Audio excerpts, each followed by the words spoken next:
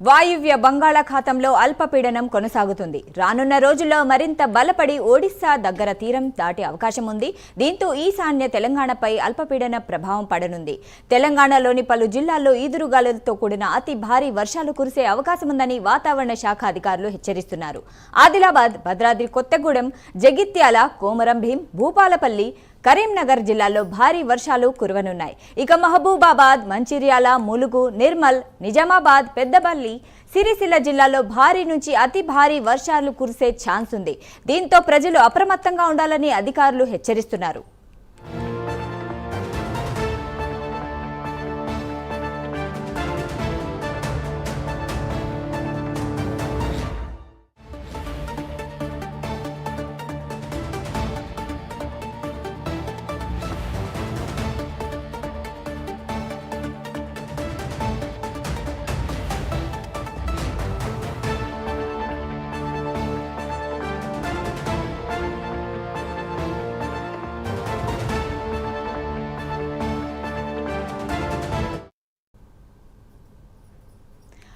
వాయువ్య బంగాళాఖాతంలో అల్పపీడనం కొనసాగుతుంది. రానున్న రోజుల్లో మరింత బలపడి భారీ వర్షాలు కురిసే అవకాశం ఉందని తెలుస్తుంది. ఇక ఈ విషయంపై మరింత సమాచారం అందించడానికి మా ప్రతినిధి లిఖిత అందుబాటులో ఉన్నారు. లిఖిత, చెప్పండి.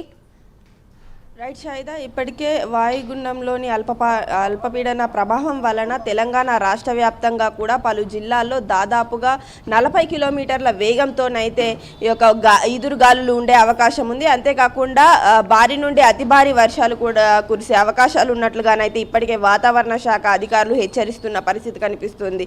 ఎక్కడికక్కడ కూడా ప్రజలు కొంతవరకు అప్రమత్తంగా ఉండాలని, కొన్ని జిల్లాల్లో మాత్రం పిడుగులు పడే అవకాశాలు ఉన్నట్లుగానైతే సమాచారం అందుతుంది.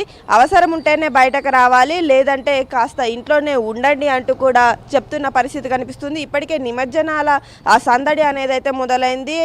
రాష్ట్ర వ్యాప్తంగా కూడా ఈ యొక్క గణేష్ పండగ కూడా జరుపుకుంటున్నారు. అంతేకాకుండా ఈ నిమజ్జనాలు అనేటివి కొనసాగుతున్నాయి కాబట్టి కొంతవరకు ప్రజలు ఈ యొక్క కరెంటు వైర్ల దగ్గర చాలా జాగ్రత్తగా ఉండాలంటూ పెద్ద పెద్ద విగ్రహాలు కూడా తీసుకెళ్తూ ఉంటారు. కాబట్టి ఇటు ఎప్పటికప్పుడు ఈ యొక్క విద్యుత్ శాఖతో కావచ్చు, అదేవిధంగా ట్రాఫిక్ అధికారులతో కూడా సమీక్షలు నిర్వహిస్తున్నామంటూ కూడా చెప్తున్న పరిస్థితి కనిపిస్తుంది. ఇటు డిఆర్ఎఫ్ టీము, అలాగే జిహెచ్ఎంసి, హైడ్రా టీములు కూడా ఇటు హైదరాబాద్ నగర వ్యాప్తంగా కూడా వాళ్ళు పూర్తి స్థాయిలో వాతావరణ శాఖ అధికారులతో కూడా అప్రమత్తంగా ఉంటున్నాము. జిల్లాల వారీగా కూడా పూర్తి స్థాయి అప్డేట్లు తెలుసుకొని దానికి తగ్గట్టుగానే వారి యొక్క సేవలను అందిస్తున్నామంటూ కూడా చెప్తున్న పరిస్థితి ఇక్కడ కనిపిస్తుంది.